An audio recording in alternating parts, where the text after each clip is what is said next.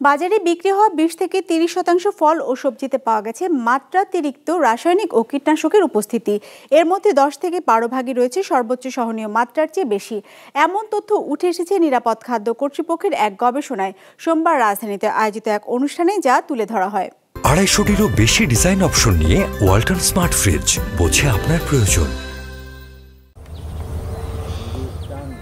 সবজি কিংবা ফলের উৎপাদন বৃদ্ধি আর পোকামাকড় দমনে রাসায়নিকের ব্যবহার হয় আদিকাল থেকেই। তবে অতিরিক্ত রাসায়নিকের ব্যবহার ক্ষতিকর প্রভাব ফেলে পরিবেশ ও জনস্বাস্থ্যের উপর।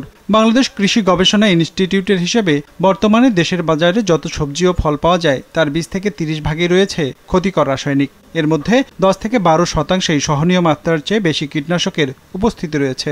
তবে সবজির তুলনায় ফলে রাসায়নিকের পরিমাণ কম। এই হেভি মেটালটা মেইনলি আসে অনিরাপদ পানি এবং যখন soil contaminated with heavy metal. এছাড়া প্রসেসিংয়ের ফলেও অনেক সময় আমাদের খাদ্যপণ্য হেভি মেটাল দ্বারা কন্টামিনেটেড হয়।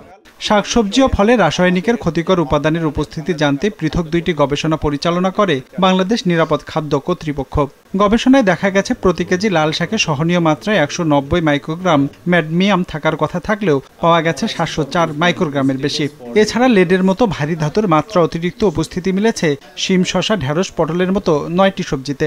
Vegetables and all we need to develop the varieties that can accumulate or that can uptake less amount of heavy metals from the soil, and it can reduce the risk of the heavy metal related incremental life cancer risk for the Bangladeshi people.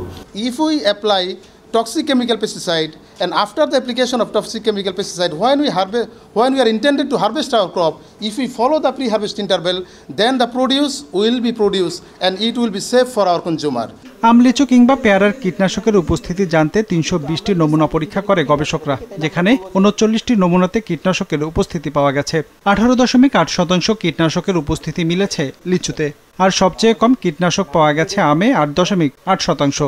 উচ্চমাত্রার কীটনাশকের ব্যবহার রোধে কৃষিতে organic পদ্ধতি অনুসরণ, কৃষকদের প্রশিক্ষণ ও জনসচেতনতা বাড়ানোর পরামর্শ দেওয়া হয় অনুষ্ঠানে। একার কারোর পক্ষেই পুরো দেশে গ্যাপ ইমপ্লিমেন্ট করা সম্ভব না। ক্লাস্টার ওয়াইজ ভাগ করে করে যদি সরকার এবং এনজিও মিলে ভাগ করে নেয় ফসল ওয়াইজ, জোন ওয়াইজ, তাহলে এই জিনিসটা অনেকটা এগিয়ে যাবে বলে আমি মনে করি। আর এটার বিকল্প কিছু নেইও, গ্যাপের বিকল্প কিছু নেই যদি আমরা পেস্টিসাইড ফ্রি প্রডিউস পেতে চাই। আমাদের এখন যতগুলো মৃত্যু হয় তার প্রায় 70% মৃত্যু হয় নন কমিউনিকেবল ডিজিজের জন্য। এর প্লাস হচ্ছে তার উপরে হচ্ছে খাদ্যবাহিত রোগের জন্য মৃত্যু। এই সবগুলা রোগ যে মৃত্যুর কারণগুলো বলা হচ্ছে, সবগুলোর সাথে খাবারের কোনো না কোনো সম্পর্ক রয়েছে। গবেষণার জন্য রাজধানী সহ দেশের বিভিন্ন বাজার থেকে নমুনা সংগ্রহ করা হয়েছে বলে জানানো হয় অনুষ্ঠানে।